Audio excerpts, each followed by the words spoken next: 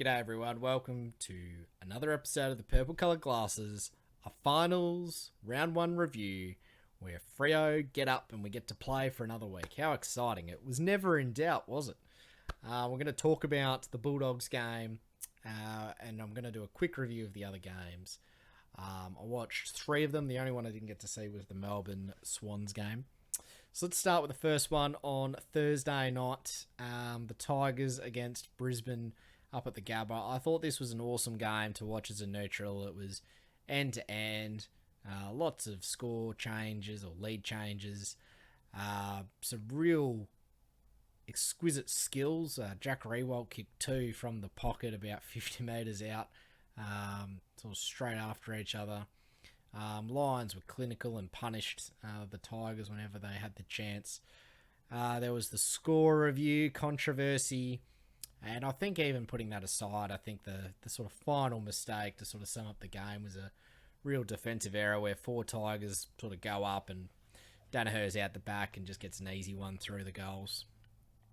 It did feel like a game watching it where Richmond had the balance of play for 60%, I'd say, but it felt like Brisbane were just good at punishing, or whenever they'd get their opportunity, they'd put the score on the board. So props to them. They get a chance to seek redemption against Melbourne. They're getting a few players back, and Melbourne are looking a bit wounded. So they've got some opportunities there. The Melbourne-Sydney game, I was out Friday night, so I didn't watch this one. But I thought, sort of checking the scores every now and then, Melbourne were up a bit, and then Sydney came back and ended up getting the job done. And they're in the box seat here, Sydney, home prelim. And they're going to play Collingwood or Fremantle, I think they beat both sides this year, so they'd be backing themselves against both teams. Collingwood probably be a bit banged up after two hard games, and Freo coming from outside the gate, which is always hard for a prelim, so they're very well positioned to make the granny from here. And then Geelong against Collingwood, I watched this game. It was epic. It was the low-scoring arm wrestle version of the Thursday game, where Thursday was sort of open end-to-end. This was more...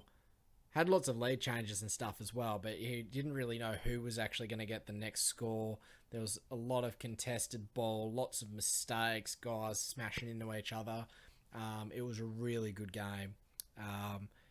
And yeah, Collingwood got pipped at the end, but they finally lost a close game. I've been saying for 2 months they're going to lose one eventually.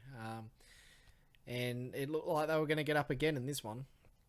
When Cat sort of got out to a bit of a lead and Collingwood reeled him back in, and Gary Rowan, who hasn't really shown up in finals, he kicked the crucial goals, and that's what you got to do, make the most of your opportunities. And now we get to the last game, Fremantle against Dogs. And I had this feeling, I'd tipped Freo to win by 30 points if you watched my episode last week. There's always one final that's a blowout. And when we were down by 41 points, I was thinking, geez, it's meant to be us blowing the Dogs out, not them blowing us out. And when Amos took that mark 10 metres out, I went, finally, we're going to kick a goal. This kid doesn't miss. And he smashed it into the post. And I went, this is just not our day. We're going to mess it up in the finals on the big stage. But late in that second quarter, the boys just found a way and pulled it out of the fire, and we sort of went bang, bang, bang pretty quick with the Walters, then Brayshaw goal, and then Sarong kicked one out of a forward 50 stoppage, and then Jai Amos kicked a good one from around 50. And then really felt like the rest of the game, we got on top, sort of momentum, energy-wise, or playing the game in our forward 50, really dominating field position. They only kicked one goal in the second quarter, third quarter, and fourth quarter. So our defence just really got on top and laid a really solid platform for us. There's been a lot of platitudes for guys like Brayshaw, Sarong, bit for Luke Ryan, and Walters. So I won't go through that too much again. I thought they were all outstanding. And I thought Bontempelli for the Dogs, he was just insane. He played very well. Let's talk about some of the other probably lesser lights. So I thought Switkowski, offered a lot of pressure around the ball, even when things weren't going our way early. He just gets a hand in, applies pressure to people, and creates things out of that. In terms of like the numbers on his stat sheet, it probably wasn't a huge game. Similar for Frederick, he didn't get any goals, but applied a lot of pressure, got stuck in. I thought Akers was really solid on the wing. He probably butchered the ball a little bit early, particularly when we couldn't really make a forward connection, but he was actually throwing his body around a bit. He's a bigger unit in the team, and it was good to see him getting stuck in when things weren't going that well. Would have been easy for, I think, a player of his sort of position in the squad to sort of fade into the background a bit. So it was good to see that. Rory Lobb, I think Jamie Graham's the Rory Lobb whisperer. He's come in at half time and said, "Mate, kick it through the big sticks. Don't shank it out on the full." And suddenly he could kick straight again. Whatever Jamie Graham has done, or JL, or whoever's talking to Rory Lobb and get his mindset right this season, career best season, like give him a pay rise. So that they said something at halftime to the big lobster. And I thought Chapman was really good as well. Just getting in lots of contests, being clean with the ball, and giving it to someone. He could have dropped, I think he and Young and a few of the other guys could have dropped their heads when things weren't going that well early. Thought Jordan Clark laid a crunching tackle on Alex Keith, I think it was, as well. Schultz, I think, nailed Caleb Daniel just before halftime. So there were some good physical efforts put in there. Now, for next week, we need to do that from the start of the game. I think if we give up a 41-point lead to the Magpies, we probably aren't coming back from that, particularly away at the MCG in front of a pretty feral crowd. So hopefully we start better next week. We've had the scare. We've had that sort of shock of this is what happens if you don't rock up. And we're all the wiser for it now, and luckily we got through. We played very well to do that. And it's a real testament to the guys. Like, it's the club's biggest ever comeback, and we did it in a cutthroat elimination final. The crowd were awesome. Fortunately, they couldn't go to the game. Had a prior commitment. Another way, Carlton screwed us over. Because if they were playing at home next week or the week after, I could have been able to go. But that's all right. Hopefully, there'll be a lot of other finals matches to watch over the coming years. And you never know. Maybe we get to the big dance and I can get over there. What else did I want to talk about? I wanted to touch briefly on the selection. So I think Avis, very inspired selection by the selection panel. And I think he keeps his place listening by the chat from the coaches. And Taberner was alright at Peel. I watched a fair chunk of the Peel game. We destroyed Swan Districts. Sturt kicked 4-3. Tracy kicked 2-1. Erasmus was really good.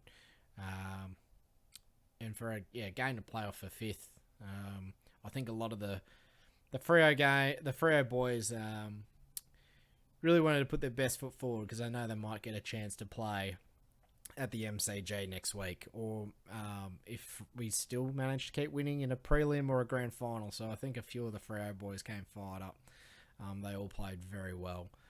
But yeah, I think Tabs was a bit quiet, so it's interesting to see what they'll do there. Will they drop Griffin Logue and bring Tabs in, or will they move Logue down back? And then what does that mean for our backs? Do you drop someone like Brandon Walker, who didn't have the greatest game, but the opposition only kicked 8 goals, and 6 of them were in the first quarter. 5 of them were in the first quarter. So in terms of small forwards, you probably need someone to play on Collingwood's sort of smaller forward line. Moving Logue down back doesn't necessarily make sense because they're tall. Is Myercheck, he looks like he's got a bit of a hip injury, so you think Pearce or Cox can look after him quite easily. It's more these groups of medium-sized forwards they've got. So it'll be interesting to see, like, would they drop Walker, who might play on a Ginnivan or a Jamie Elliott? He's probably got the Jamie Elliott matchup, actually, so, do you bring in Logue down back, and then Walker's probably a bit stiff to get dropped. So it'll be interesting from a selection perspective if that's the way they want to go, because I don't think he can drop Amos. The way he just presents at the ball, sometimes I find Taverner can get stuck trying to wrestle blokes.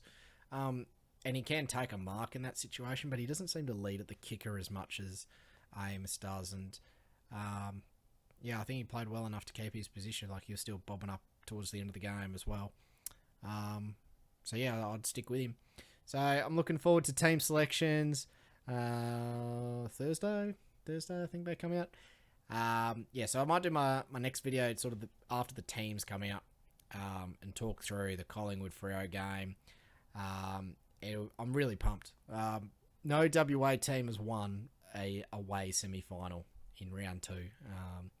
So maybe we can be the first team out of Freo and West Coast to win away, but it's a tricky game. I think teams typically overrate the elimination final winners and underrate the qualifying final losers.